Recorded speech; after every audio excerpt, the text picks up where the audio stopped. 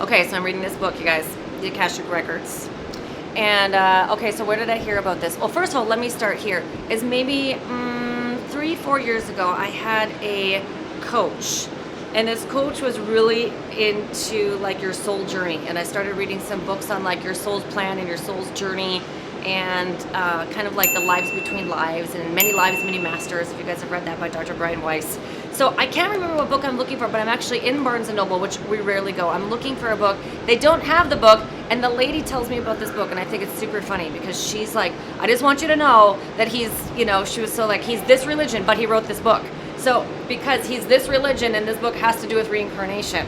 So it's this guy, you guys, it's like a documentary of this guy who lived in the 30s, okay? And they're all of his case studies. So it's like client number 6234, and they don't say names. So all of these people would first go to him for like a medical reading, and he would do a medical reading on them and maybe help them diagnose what was wrong with them and give them, not like as a physician, but give them some advice on how they could maybe heal their medical condition.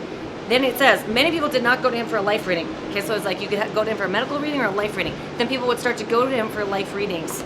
So the life readings were like, he would go back into their previous lives, okay, and maybe help them determine why they're experiencing something today because of something they experienced in a previous life. Many times it's like they have this relationship with this person. Like there's two sisters, and one of them goes in for a life reading because she and her sister like despise each other.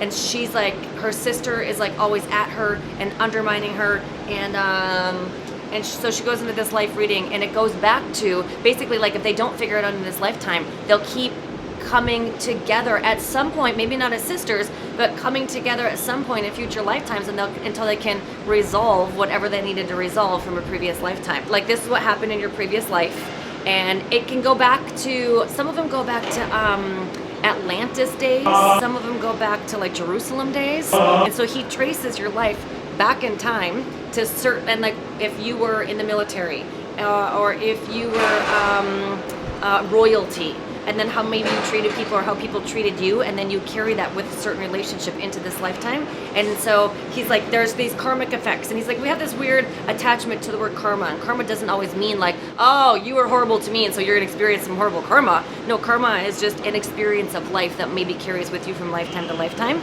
So that is, it's called the Book of Life. It's a storehouse of information for every individual who has ever lived upon the earth.